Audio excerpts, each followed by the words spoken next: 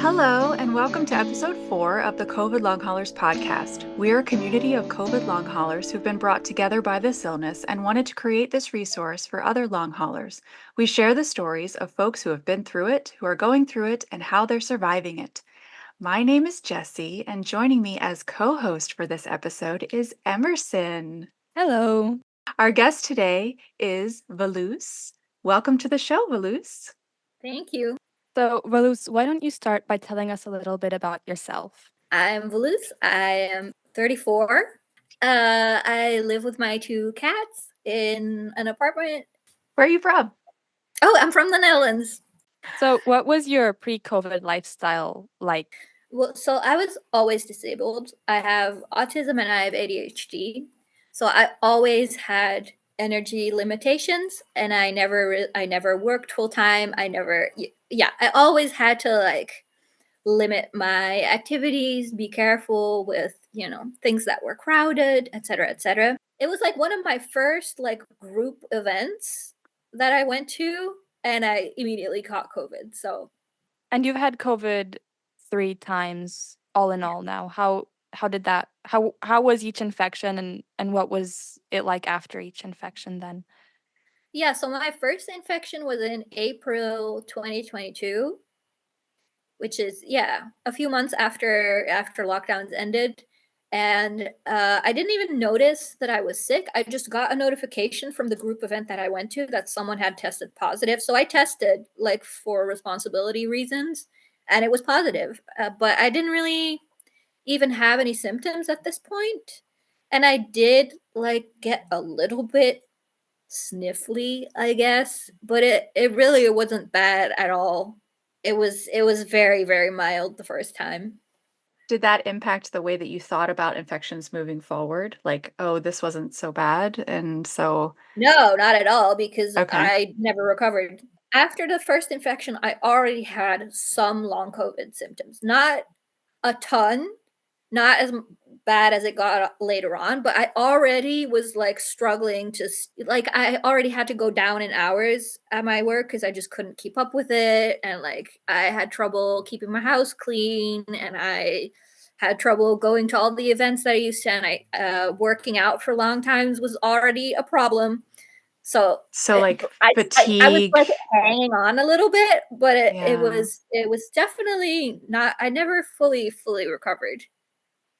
So, when you were experiencing all those symptoms, was it clear to you already that it was COVID or long COVID? Did you not connect the dots immediately? No, I did, because I did have a positive test, so I knew that I had COVID, and that was a very clear starting point. From there, I tried a couple times to go back to my regular activity level, and I crashed every time.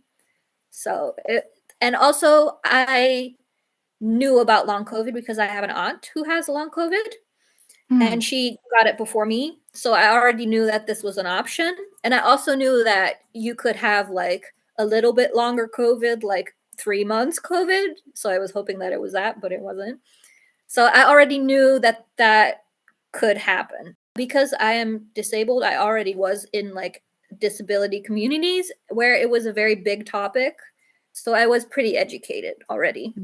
It sounds like you had trouble accomplishing tasks, so like energy levels were difficult, right? Yeah, energy level Okay. fatigue was the main thing, and also a little bit. Is it PEM? How do you say that? Yeah.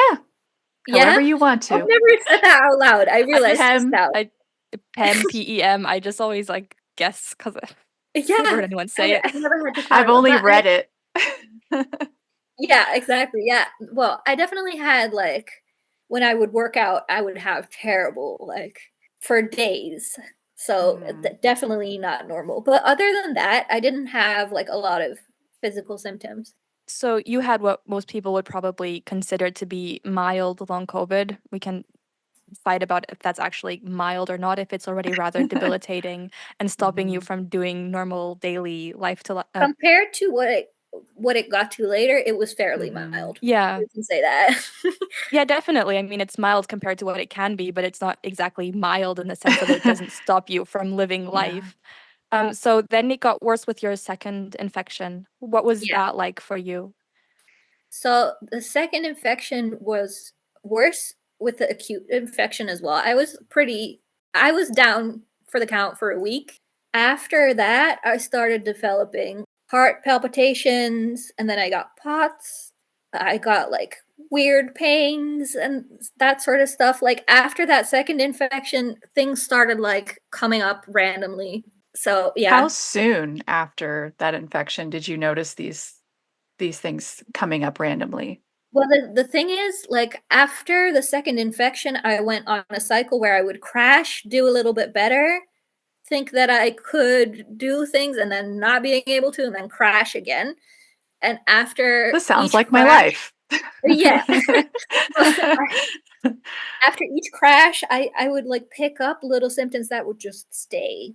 So It you're developed over time. accumulating them along the Yes, way, I like was collecting them. Yeah, So each crash brought your baseline further down until it yeah. basically hit rock bottom. Yeah. Yeah, so after my second infection, I think 2 months after, I, like, was like, "I gotta go to a doctor. This is I can't do this anymore." So that's when I, like, went to a doctor, got into different things to help, and I stopped working entirely. You had your second infection Yeah, so 3 pretty quick after the first infection, 2022. I got a Okay. second infection, yeah. so you had April and then 2 months later you had a second infection. Wow. Yeah, I did, yeah. So And you I probably feel weren't like even recovered from your first one, yeah, well really? Oh, I wonder man. if, like, because I was, like, making improvements and feeling like I was getting better, but then I got sick again. So I wonder if that's what, like, really made it into a disaster. Were you vaccinated, at this time Yes, when you okay, and fully I was boosted? vaccinated. Well, the thing is, yeah, the boosters haven't rolled out yet, so I didn't have that yet, but I did get that. I think in between the two, yeah, in between the two infections, I got boosted. So That yeah, definitely didn't help with the long COVID. no, probably not. People have said that once you get COVID, you have these antibodies and you're protected for 3 months or whatever, but we're not really seeing that, No.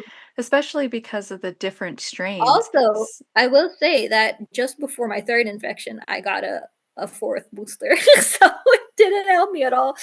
So you really No. didn't get well, we know that it doesn't protect from transmission, right? There's like a very negligible, I don't know what the numbers are like off the top of my head, but it's like we know that it doesn't protect from transmission and doesn't protect you from infection. The public health message has been that, right? That, Yeah. oh, well, if you get sick, you're protected for a couple months, or oh, if you get vaccinated, you're protected for a couple months. You're only really protected from ending up in the hospital with really bad symptoms. You're not protected against very quick in succession infections that lead to more debilitating symptoms. I just want to highlight that like you're like the perfect case of you got vaccinated, you got boosted, you got infected, and it didn't protect you from later infections very No. soon after. No, it didn't at all. But I also think I don't know if we were led to believe maliciously or if people just didn't know. Well, that's I a think it whole other was topic. I think that was also a lot of desperation. People were sick and tired of the lockdown, so they just believed Yeah, whatever they were told without questioning it. Do you wanna go a little bit into detail of your 3rd infection? I crashed. I crashed pretty bad. Yeah, and the acute infection was really bad the third time, Really? which is interesting. Yeah, Wow. like I lost my sense of smell, my sense of taste, which I had never had in any COVID infection before. And like I was really sick. I was like sick, sick. So that was Wow. interesting. For how I don't know. long? Do you Yeah, remember? for like a solid week and a half. And then like I crashed. So I crashed for like I think a month Yeah. and a half You had after. your long COVID crash after your acute Yeah. infection. So yeah, but it's also kind of like I don't know how to untangle what part was Yeah. acute and what part was just long COVID acting up. So Did you have any medication offered to you no. as treatment? But Okay. this is, I think, an interesting difference between the Netherlands and the US. Like, they're very hesitant to prescribe anything at all. Like, it's pretty much impossible to get any sort of medication for long COVID or for COVID in general. They're pretty much just like, good luck. You don't have Paxlovid in the Netherlands It's not or an commonly antiviral. prescribed. I think it's mostly only available in the US. So when was your third infection? On New Year's Eve, I was very sick. So Oh no. Happy New Year, you get another round of COVID. yeah, well, it was horrible because also, like, you can't sleep because there's fireworks going off. Like, Ugh. that's a holiday, you can't just like, Christmas, okay, you know what? It's just a day like any other, but New Year's Eve, like, I'm awake against my will. Your long COVID symptoms for your third infection, was it like dialing up what you already had? I know you said you're missing taste and smell. Yeah, so the taste and smell came back within, like, a week or so, so that didn't linger for very Okay. long, but when I say I crashed, I just mean, like, my fatigue got worse, my activity like, the amount that I could walk without getting PEM was a lot smaller, just everything was bad. Everything was a little worse than it was before. Just my baseline went down. Were y Maybe that's a way of saying it. were you able to bring your baseline up, faster than in the past, or did it remain down there? It was slower. Okay. I feel like every time I crash, it takes longer to get out of. It's hard to measure, but, like, I feel like every COVID infection that I got was worse than the last, and the recovery was slower than the last. That's definitely something we commonly observe in long COVID. Yeah, just like you're going along feeling like, okay, I'm improving, you get reinfected and you get taken right back down. Yeah. Yeah. COVID is kind of known to ruin your weaknesses, if that's like the right wording. So, for example, Mhm. if you have a pre-existing condition, it will make it worse. Or if you have like a weakness like low blood pressure or high blood pressure, it will make that even more debilitating. Did any of these symptoms you developed after your COVID infections, were these things you've had in the past, or was it just something completely new you've never had any time before? Well, so it's interesting because I had an eye defect that I didn't know about that didn't bother me at all. The defect that I have, it's called fixation disparation, I think. It means that, like, my 2 eyes don't fully, like, coordinate well. So the images that they send to my brain do not, like, overlap fully. Except before I had long COVID, my brain would compensate for this, and, like, I didn't even notice that this was ever a problem. Like, it would come up when I had got my eyes measured that one eye was not functioning as well as the other eye, but, like, it never bothered me, and then at a certain point, I developed a double vision, Huh. Wow. and, that really messed me up and, like, Yeah. especially screen time got really bad because of the double vision. I would have to focus my eyes, and I would get really tired really quickly. Wow. Wow. So So, you yeah, knew that was a weak point I didn't even know I had. That got a lot worse, yeah. so you knew that that one eye was not quite as I thought I had a lazy functional. eye And then how did you find out that it's this condition? because I got sent to a brain rehabilitation doctor, Mhm. and she was like, "Oh, I see a lot of long COVID patients with the same symptoms as you. And you should get your eyes checked." So I did. I had to get checked for this specific disorder, which apparently Oh, specifically comes up with long COVID patients that have screen sensitivity. Oh. wow. And what is it called again? I'm sorry. Fixation disparation. Is it a permanent change, do you think, in Well, I time? got glasses prescribed for it, so it's gone now. Yeah, I have prism glasses and they like correct the image to overlap more precisely. Like I had to get it measured how much it diverts Yeah. and then it corrects it. So now I don't see double anymore pretty much. It's not certain that it is permanent Yeah. because before I had the same eye problem and my brain just like fixed it. Got you. And long Uh, COVID apparently disrupts that brain process. So why can't there's a chance that that process could basically recover and you could Yeah. regain some of your Also overlap. like, my eyes are not constantly stressed anymore, that could help recover it, Mhm. I'm told. I don't know. It's a little bit unknown. Yeah, of course. Did that start after your 3rd?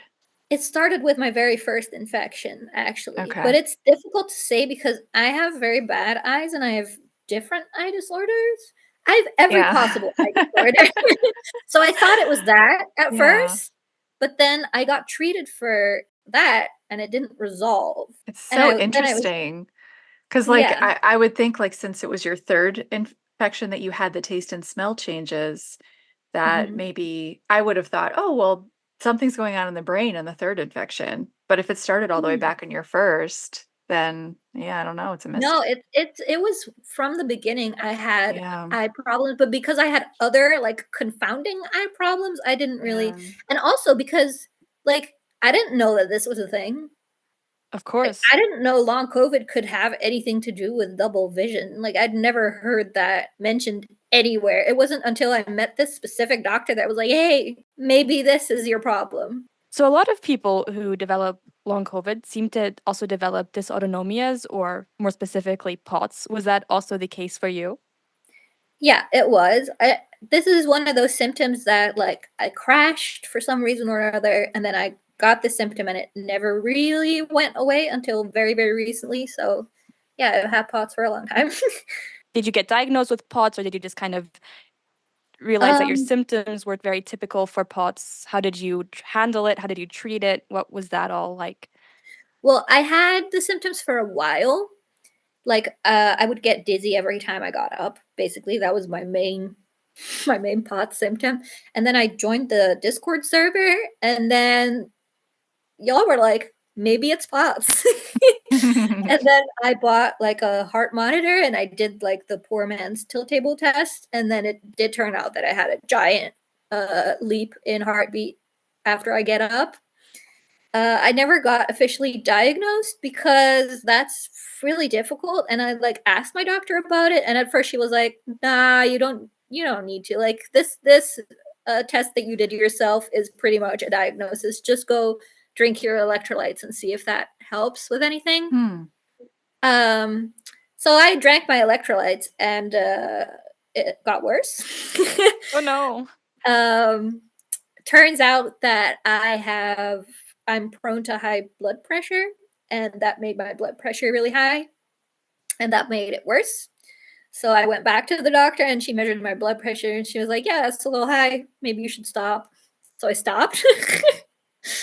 And that's pretty much the journey I went on with my POTS. And then once I did mind body therapy, it completely disappeared overnight. Wow. Did you, before you did mind body therapy, did you use any kinds of other things to help manage your POTS, like compression garments or more fluids, a change of diet, anything like that? Or, I did wear compression garments, and I feel like they made the blood pressure issue worse. oh no, So yay. everything I did to treat my POTS made my blood pressure spike more and made me feel worse. Yeah. So, that was Wow. my experience too with POTS, that if the doctor could have said, "You have this type," there's apparently a type of POTS, called hyperadrenergic, Mhm. where your blood pressure can be high. There are times when I've worn compression garments where I'm like, "This is the best, I feel great," and other times I'm like, "I'm going to pop. I'm going to Yeah. pop like a balloon." And it turns out, according to Dysautonomia International, that electrolytes are really only recommended if you don't have this type of POTS. So it's helpful to have your doctor actually assess you to see what type of POTS you have so that you can use appropriate therapies and you don't feel like you're going to pop from Yeah. high blood pressure. Yeah. This is the one area where I ran into some unhelpful doctors is when I had major POTS issues and my first of all, my GP had never heard of it. Second Of of course. all, she like kind of did a blood test after I like complained about it incessantly. She did a blood test and she was like, "Your blood test is normal." I was like, Blood test "Okay, for that's not what I was POTS? asking though." Yeah, just to rule out like anemia, Oh, I mean, which that That's makes okay, sense, fair but that enough. doesn't prove that you don't have POTS. Like, No, I know, yeah. but like she was completely unfamiliar with POTS. Like I had to kind of try and explain it, and I don't know. I Did had to she like really refer push you to get. or Well, no, she didn't. When I asked for a referral, she sent me a link to like WebMD, basically the Dutch version of WebMD, about like what to do if you feel dizzy. And then the link said at first, if it lasts for more than 4 weeks, contact your doctor. I'm like, it lasted for more than 4 weeks. I'm contacting my doctor, like it says in the link that you sent me. So that was pretty terrible. And then eventually she was like, I can refer you if you really want to. And then like it kind of went away. So I never pursued that. Oh, so your POTS kind of resolved. Yeah, it resolved with the mind body therapy. Yeah. Oh, I Wow. can't wait to get It into got like that. really, really bad and then it resolved like it from one day to the next, Wow. which is very interesting. Did you try any kinds of other therapies, and how was that? Were you referred by your doctors, or did you just Google things and then try them out? What was that like? Yeah, so at first, after my second infection, I went to my GP and she referred me to a physiotherapist. Like I said, my GP hasn't been super helpful. She's been the only one that hasn't been super helpful, though. Like, the physiotherapist was very nice, very kind, wonderful. He just couldn't help me. Like, he prescribed me, like, I had to walk for half an hour every day, I had to do certain physical exercises. I basically kept triggering Pam. Yeah, and I just got worse. So it wasn't like a long COVID specialized No, it was form just of a physical. physiotherapist who was like, "Okay, I'm assuming you just like need to slowly recover your activity levels." But that was not the case. But to be fair, like I was there for a couple months and then he was like, "This clearly isn't working and I'm going to refer you to an occupational therapist because I don't think you should be here. I don't think you're ready to like do physical exercises." Wow. That's awesome that he had that awareness, Yeah. Yeah. considering I know that people have experiences all over the map with that. So, did you do No, so occupational therapy then? yeah, I did occupational therapy for over a year, and Hmm. that focused a lot on pacing. And that was mildly helpful in places, but at the end of the day, I'm not sure if it was all that good because some bad things came of it as well. So I'm Like, a little mixed on it. can But you talk a little about those bad things? yeah, so for pacing, you basically have to reduce your activity level a lot. And I lost a lot basically. I had to give up a lot. I socialized a lot less. I stopped doing screen time completely because that triggered me a lot. It basically led to at least a few months of like living a horrible life of doing Hmm. nothing. Without feeling Uh better? my physical activity level did improve. While pacing, physically, I did do better. The screen time never really recovered, which makes sense because I had an underlying like biological defect that I didn't know about that was causing the screen time to be a big problem. But wow, wow, was my life miserable then. And also, like a bunch of these rules that I learned about what I can or can't do caused later on problems of thinking I shouldn't be doing this and then like causing anxiety because Hmm. I learned like a bunch of rules that I had to live by in order to keep the symptoms at bay, even though half of those rules weren't really actually true. Yeah. So yeah, it did help me in some ways regain some physical activity, and like I think it was good for me to stop the cycle of crashing and then like overdoing it and then crashing. But then I kept crashing with in that year anyways. Every single time I would like build my activity level back up and I stopped pacing so strictly, I would crash again. So you Yeah. felt like your baseline seemed to get worse then? I gave up a lot of things to become stable. And as soon as I tried to stop giving up those things, I would crash again. Yeah. So like I was stable, but I was also miserable. Like a lot of my symptoms were very manageable during that time, but I was doing nothing. Nothing.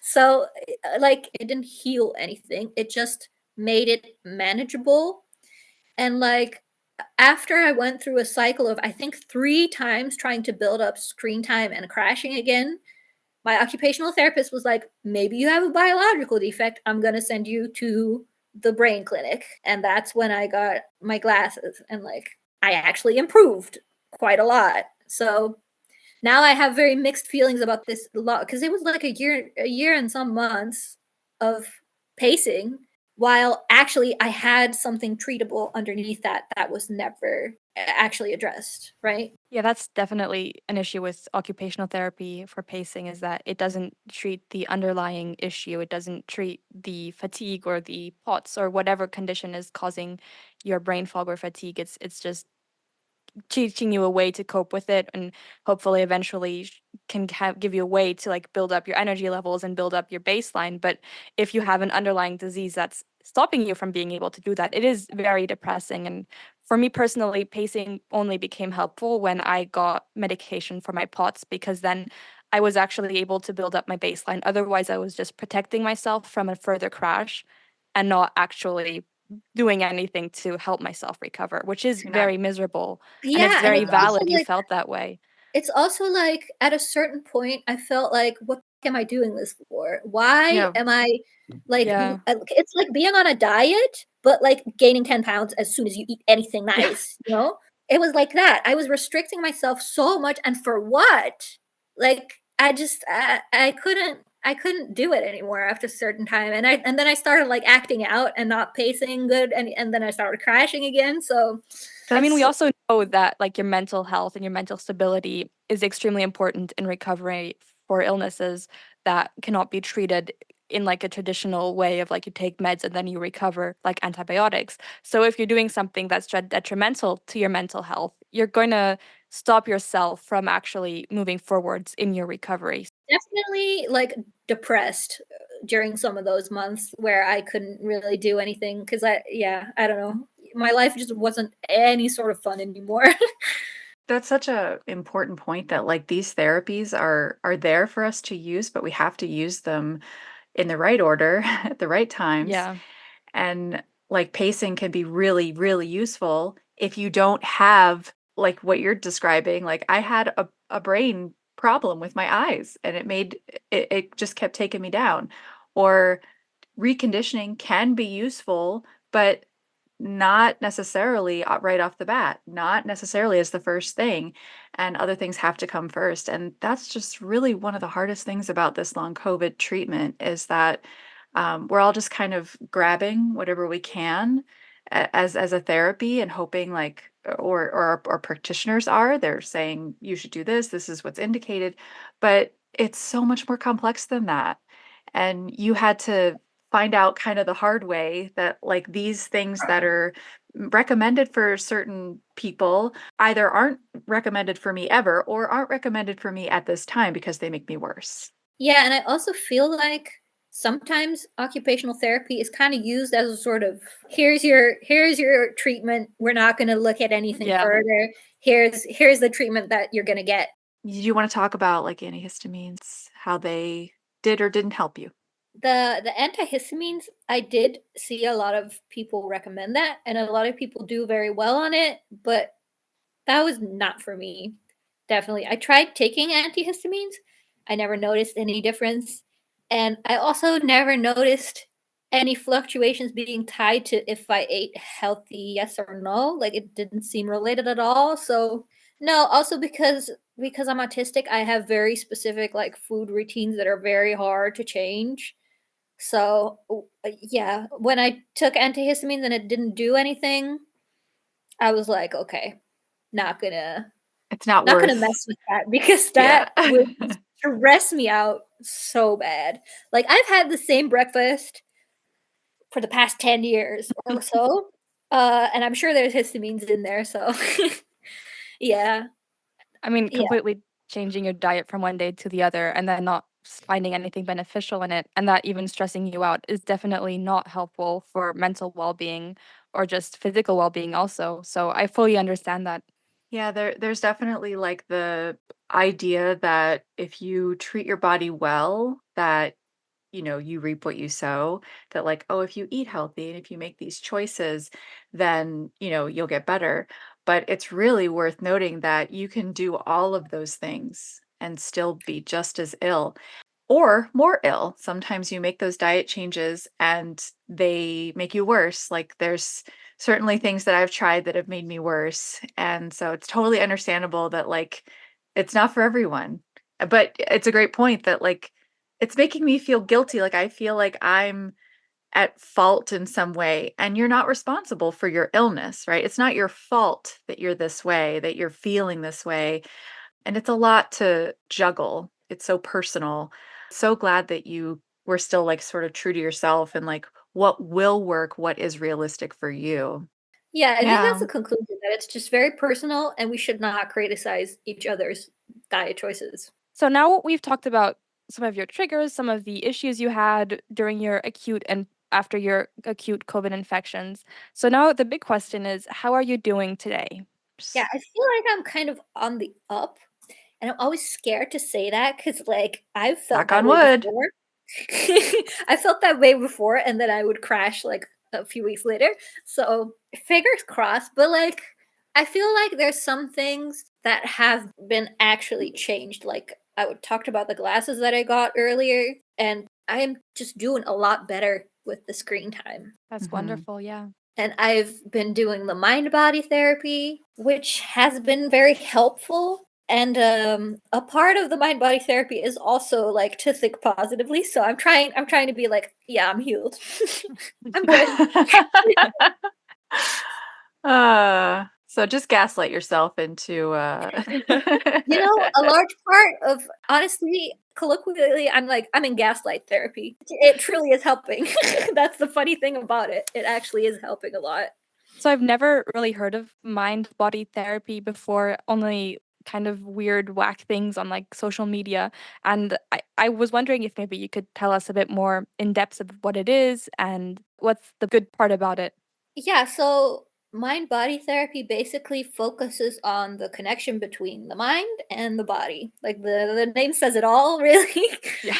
When you think about it, symptoms, like you experience them in your mind, and they don't always correspond to something happening in your body. Like, I'm sure you can think of examples, but like one of the examples that they told me about was an experiment where they put a rubber arm on top of the table and you had to put your own arm underneath the table in Oh, the same yeah. position, and then they beat it with a hammer, and then you feel pain, right? You feel pain in your brain, and the pain you feel is really a real feeling, but it doesn't correspond to what's going on in your body. And there are like a lot of ways in which this connection can like be disrupted and not function anymore the way that it should. And the mind body therapy focuses on bringing those two in sync again. When I first read about it, I was like, this is a scam. This is a scam. And that's why I kind of wanted to talk about it, because my experience with doing the therapy versus what I thought about it before has been like miles apart. I think it's very interesting because it has been proven that, stressful experiences and having a heightened amount of stress hormones in your body can lead to less immunity. So you'll get, an infection faster. You're more likely to get a severe infection, and just your physical health declines all in all. So I think this mind body connection is definitely real. And I've always wondered, how do you therapize it? How do you treat it? How do you make it function better? Because I did a bit of research before we recorded this podcast, and I read a lot about mindfulness and meditation, where you pretty much do things like body scans and relaxation to I guess relax and feel your body and experience what your body is experiencing and focus on that. And those are things that my occupational therapist recommended I do for my pacings, that I regain more energy and feel more in sync with my body. Are those the things that you have done in your mind body therapy, or is that something completely different and I have no idea what you're talking about? Kind of completely different. Okay. There's a little bit of overlap, but for me, pacing is kind of the opposite of mind Okay. body therapy, because pacing focus on not doing things, like Yeah. things you can't do, limiting yourself. And there's a lot of talk about staying within your energy envelope, whatever, whatever. Mind body therapy hinges on the idea that your body is fine, your body is okay, and your mind is just really worried about it. And like there's lots of different ways in which this could have happened, especially if you have long COVID and you've been sick for longer. Like there's a lot of ways in which your brain could learn, you can't do this, you can't do this. So mind body therapy focuses on giving yourself safety feelings and success experiences.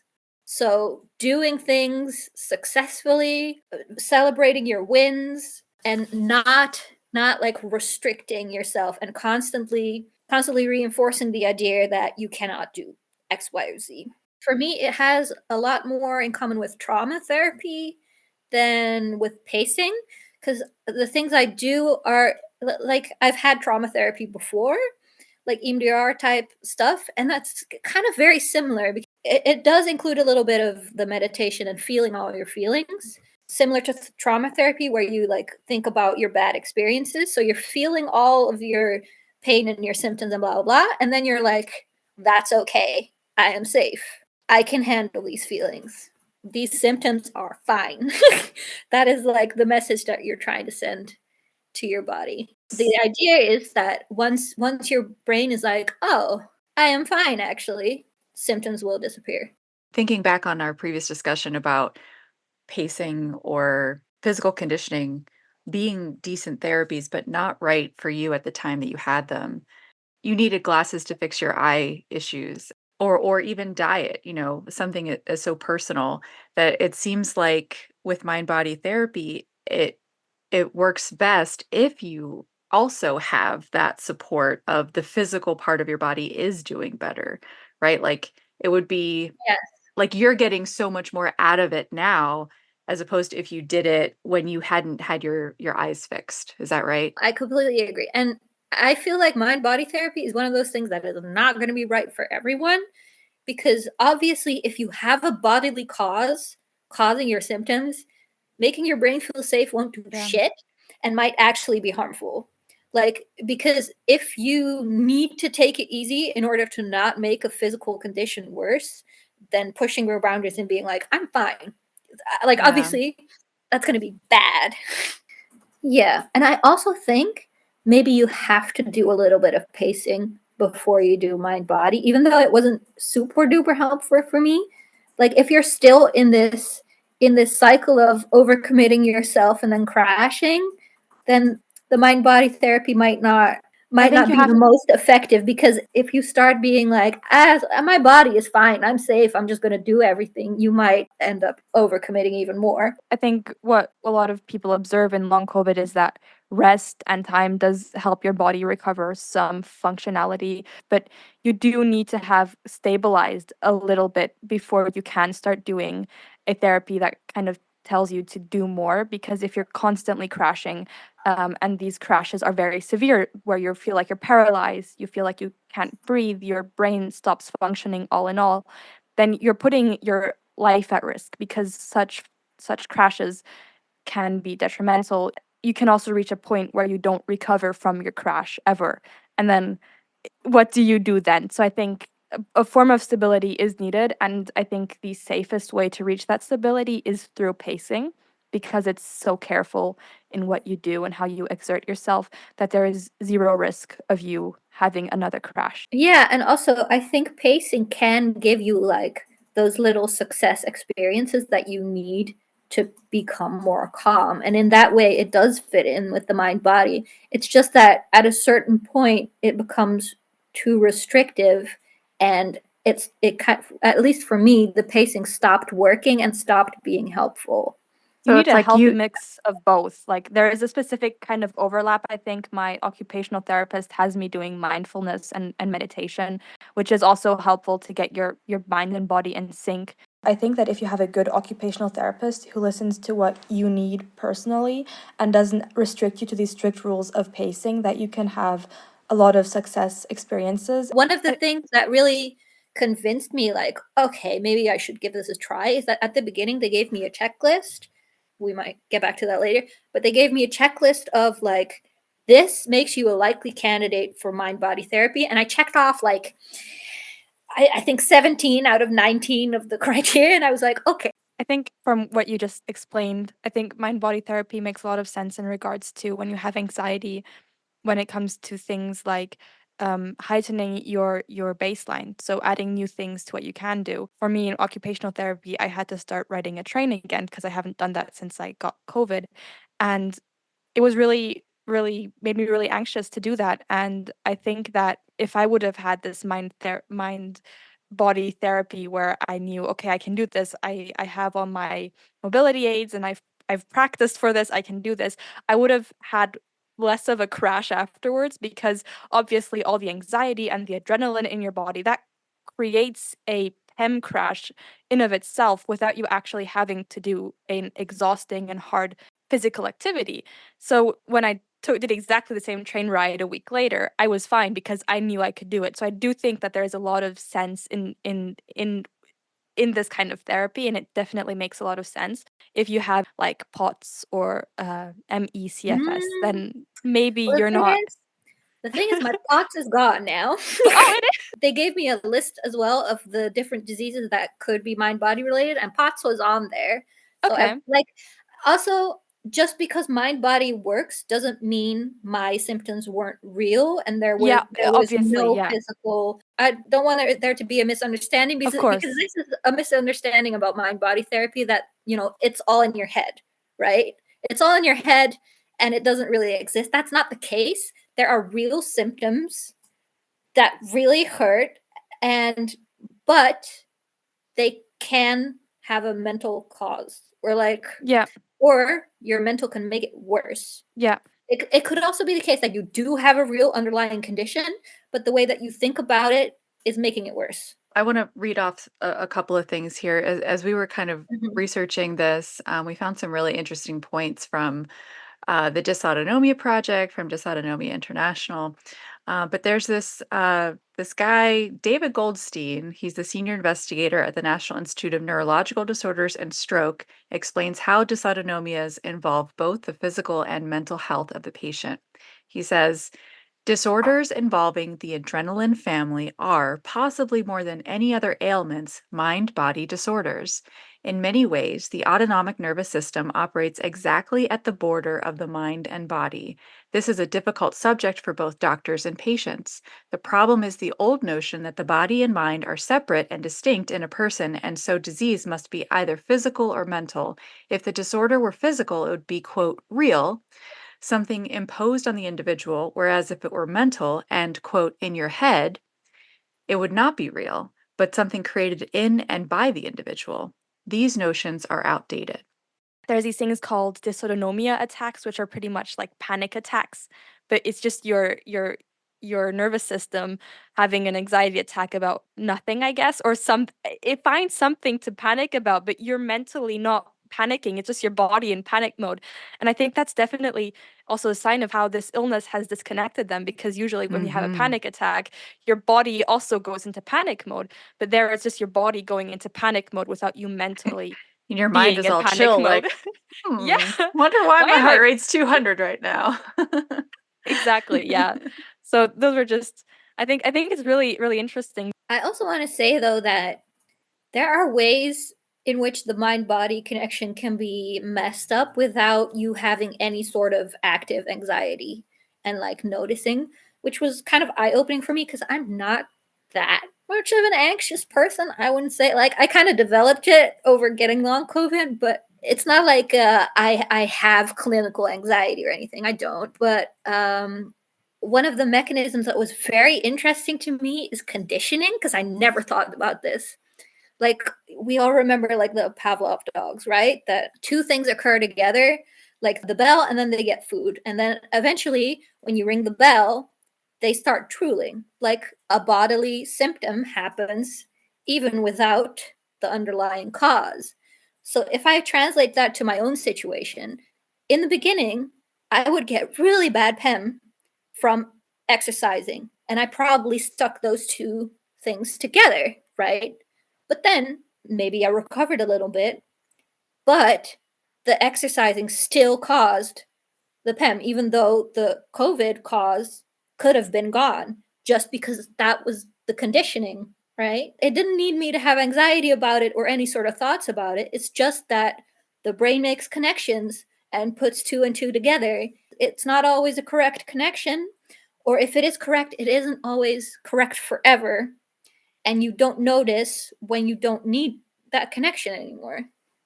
Yeah, that is an excellent example and really brings back that the mind and body can't be separated.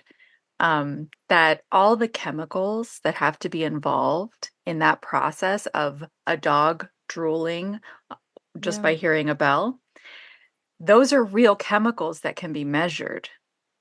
And when we're talking about POTS, a similar process, not in terms of drooling, but I mean, I don't know.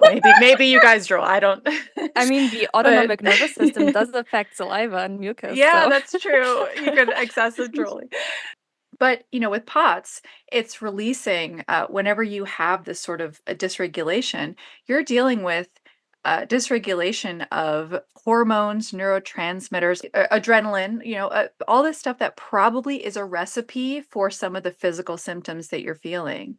And I just love the idea of it. In some cases, people can interrupt that and reprogram it if it is a conditioned response. how do you go around to reprogram that? I mean, there's probably a very simple answer that's just do the thing that your brain is telling you not to do. Yeah. And Yeah, and that's how pretty much Just it. stop doing that. Is you do it and you do it scared, I think. And you try your best to tell yourself that it's okay and that you got it. Like imagine like what you would do if you saw a toddler fall over, right? Toddler's crying. Toddler thinks he's gonna die. Big autonomic or nervous system reaction, right? But we don't immediately assume that toddler has broken his leg. No, we go and we soothe his mind, right? We're like, you're okay. Let me give you a little kiss where it hurts, maybe a band-aid if it's really bad. Like that's the kind of the attitude you have to have towards yourself, like compassionate and that, but also like you're okay, you're fine, you're safe, I'll take care of you. When you go and do this scary thing, you will probably have symptoms, you will probably cause some symptoms because it's so ingrained, but then you have to do it again and a few times, because this is also what I learned in pacing is that if you cause symptoms you pull back, right? you've Yeah. you've gone too far, you're outside of your envelope. But it's also when you increase your baseline, it makes sense that you get tired. You're doing more, you need to get used to it. So for me, once I changed that mindset and I was like, I'm just gonna try it, like give it a couple of good tries. I got tired at first, but like after a week it was gone. So, in those moments where you're doing something that is new, something you haven't done in a while because that was anxiety inducing or caused symptoms, you're pretty much just probably first of all then just sitting in those uncomfortable emotions and acknowledging your anxiety, acknowledging the fear that you have, and then kind of being your own therapist. So telling yourself you can do this, you've prepared, you have all your, I don't know, mobility aids, you have your medications, you have, I don't know, salt sticks that you can eat in case you suddenly get very dizzy. And then you kind of have this kind of positive motivational self-talk, like a pep talk should help I mean, you not move maybe through not it. a pep talk, like, but just a talk that's like, there is nothing really wrong. That is kind of the core. Like you're like, I'm okay. I'm fine. And nothing bad is gonna happen. What do you do when you're not okay though? Like can you walk through, Hmm. okay, I tried this activity, my heart rate went up and I felt really sick. Can you talk Yeah. through like what you did? Yeah. So I try and be like nonchalant about it. I give it like a try. Like I try a little bit longer to see, if it gets worse, if it stays the same. And I try and be neutral about it. I'm like, okay, I'm noticing this. I'm noticing that this is happening to me. Okay. I'll see what happens if I continue. And Ah, sometimes so it gets you're worse. observing, Yes. you're kind of separating yourself and being sort of the anthropologist, observing like, this is what's happening when I do Yeah, this. but I try not to attach a negative label to it immediately. I try not to be like, my heart rate's going up. I messed up. It's going poorly. I need to sit back down. Panic, which Observation is what without I judgment. used to do before. Yes, exactly. I Okay. observe and then I try a little bit longer. And sometimes, it doesn't work. Also, like I haven't finished this therapy yet. When I was in the first week of trying, I got really bad fatigue at the end of the day. And I had always learned in pacing that if you have fatigue at the end of the day, you have expended your energy and you did too much because you need to reach the end of your day and like have a little bit left over. And I told my therapist this, and because I was stressing about it, I was like, it's not working. I'm overstretching myself. It's just gonna get worse and worse and worse. And it did get worse for a little while. And I couldn't like be very neutral about it. And then my therapist was like, well, you know, maybe now that you're less anxious, I see it in my patients a lot that when anxiety disappears, you get really tired because you can finally rest. And then I was like, oh, Oh. maybe that's it. And then that made a switch in my brain, and then the tiredness went away immediately. Anxiety is exhausting. It is so, Yeah. and then when you're just like going and going, sometimes you can get really used to like that state of high like functionality. And then you get a massage or something and you sleep for 3 days and you're like, Yeah. oh, I was I was really spun up there.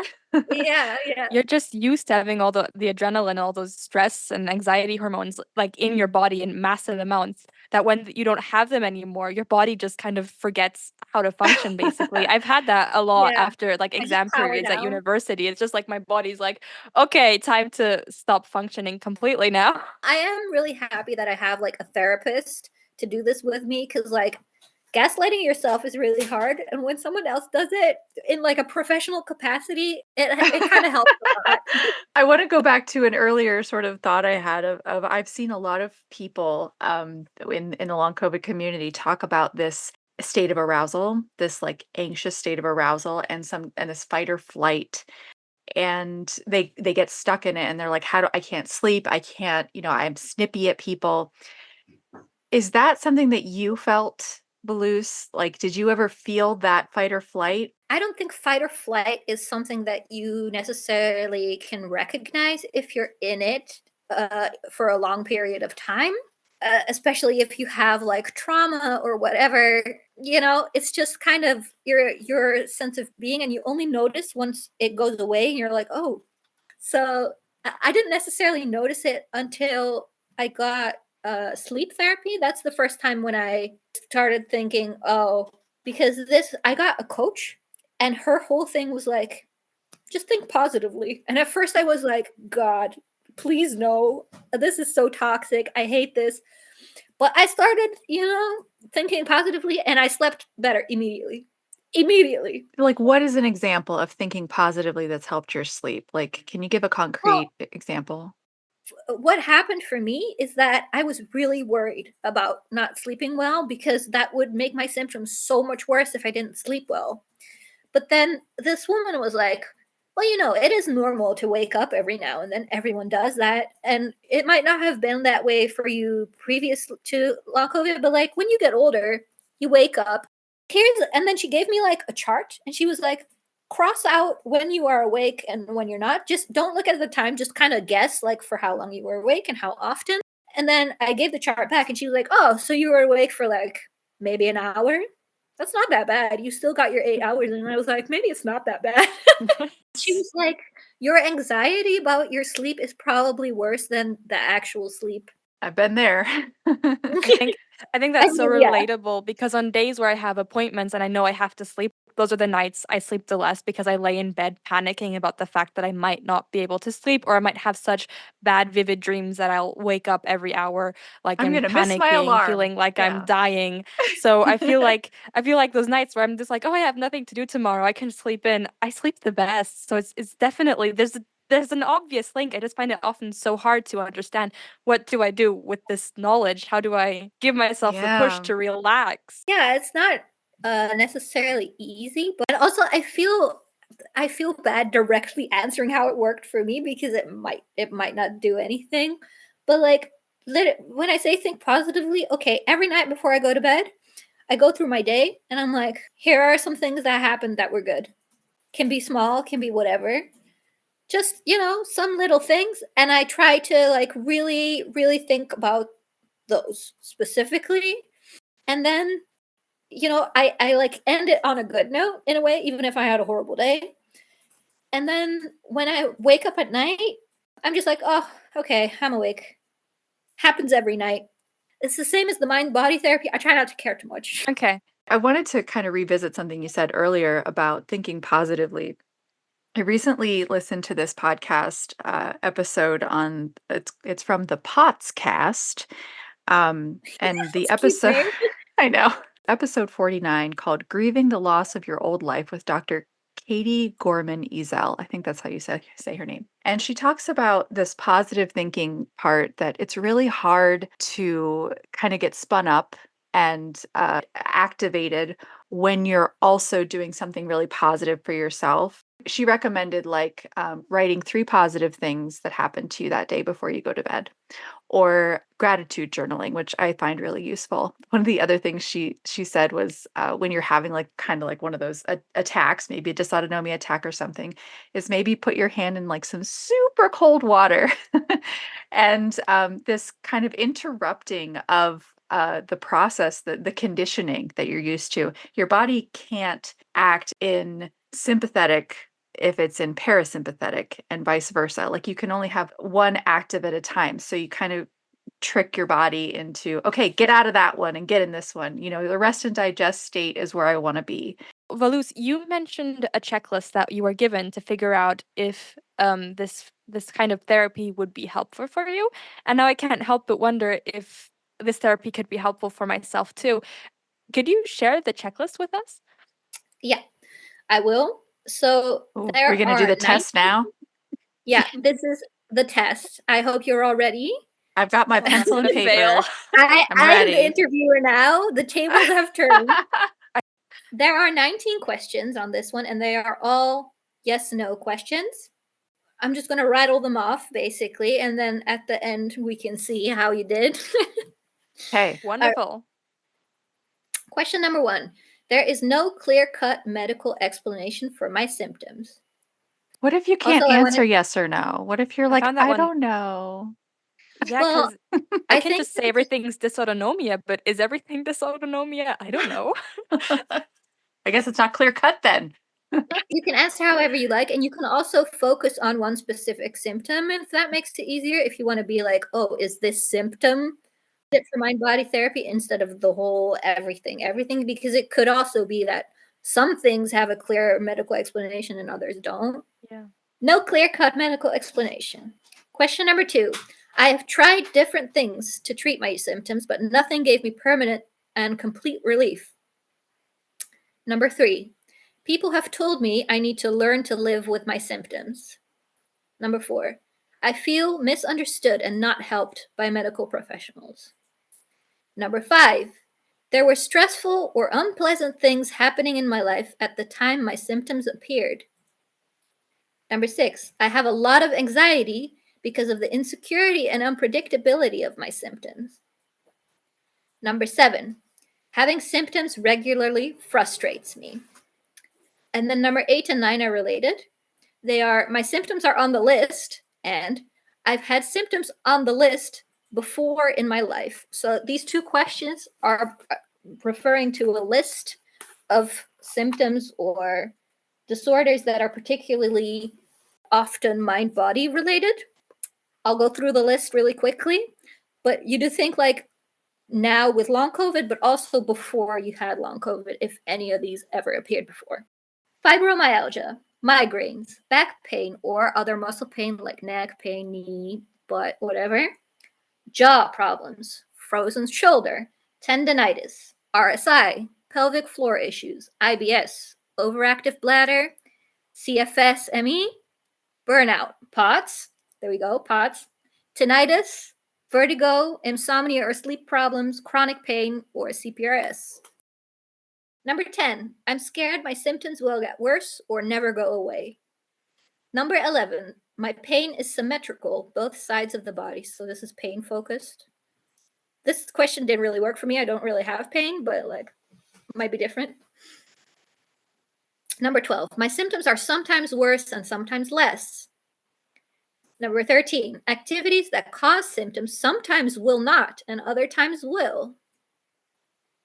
Number 14, my symptoms move in different places of my body.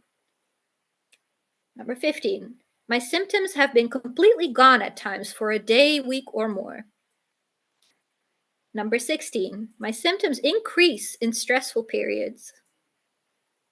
Number 17, I have anxiety, sleep problems, burnout, or depression symptoms, as well as physical ones. Number 18, I have been a victim of abuse, any kind. So emotional, physical, sexual, any kind. 19, I recognize one or more of these personal traits: wanting to be perfect, wanting to be liked, feeling guilty regularly, being hard on yourself, having high expectations, being a people pleaser, bottling things up, having bad boundaries, wanting to be in control. That's it. That's the end. Wow, I feel so Sorry. called out. I'm so sorry to do this to you, but like that is how I felt. Laughing is My score was 17 out of 19. I've got 12 Okay. I have 18 ish. out of 19. Oh, You did Emerson. better than I did. The only one I don't have is 15, the personal traits. Are those just like, are those signs that you are more likely to be in a unhealthy, toxic relationship with yourself? Um, I I don't know think how to word this properly, but these are usually things that kind of make you hard on yourself, that cause much more stress and anxiety in like social situations, in educational, academic, work, life situations. I was just wondering if these are kind of things that could cause illnesses like tinnitus or IBS to flare up. Well, So, I think that these are signs that you are likely to not listen to your body or to repress things, because it's a lot about not caring about yourself, but caring about others or about achieving a certain thing or about, right? So you can imagine that if you are a people pleaser, that you aren't very in touch with what goes on in your own body, because that might be an inconvenience to others, right? So I think that's what they're focusing on. okay, makes sense. One sort of qualifier that I'll add to all this is because there are so few treatments available for long COVID, it can be easy for medical practitioners to push you in the direction Mhm. of, what we mentioned earlier, pacing, of reconditioning therapy when it's not right for you. There's certainly times in the past where I've had physical symptoms and doctors will just tell me that it's anxiety. That is not what we're saying here. That is not what mind body is. We're not saying it's in your head, it's anxiety. We're saying that it's more complex than that, that this can be a tool to help recondition the way that your body responds, the way your nervous system responds to things. But it is absolutely not your fault. You are not too anxious. You are not, like we do not want to send that message that, oh, if you just had mind body or did some meditation, that this would resolve. What do I need to know to find a good mind body therapist? And how do I separate the bunk from something that might actually be helpful? I don't know if I have the answer to that question because I'm Stay Dutch. tuned. My therapist is a licensed psychologist in the Netherlands, and I got referred to her through the medical system, through official channels. I didn't find her on my own.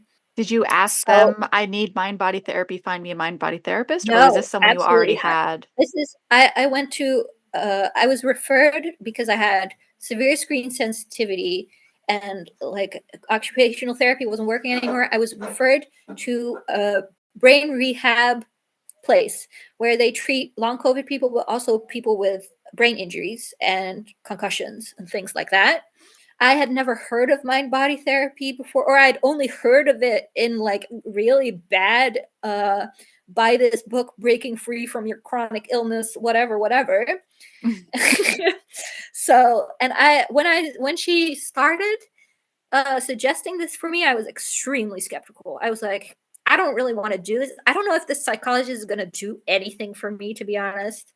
The mind body comes from the Emovera Institute. I don't know. There's a specific institute that does mind body therapy, and they offer an online module that I do. And then I talk through it with my therapist, and she like guides me if I'm doing it right. So in the Netherlands, Emovera, that's where you go. What really helped is that the medical professionals that I saw were not afraid to be like, I can't help you anymore. I'm going to refer you to someone else. Is there anything else you would like to share with the long COVID community that we haven't covered yet? Well, I wanted to touch on the politics of the situation a little bit, because like I said, I was always disabled. I have gotten a lot more help and support weirdly now than before, because now it's kind of a physical disease, and that people recognize it or something like that.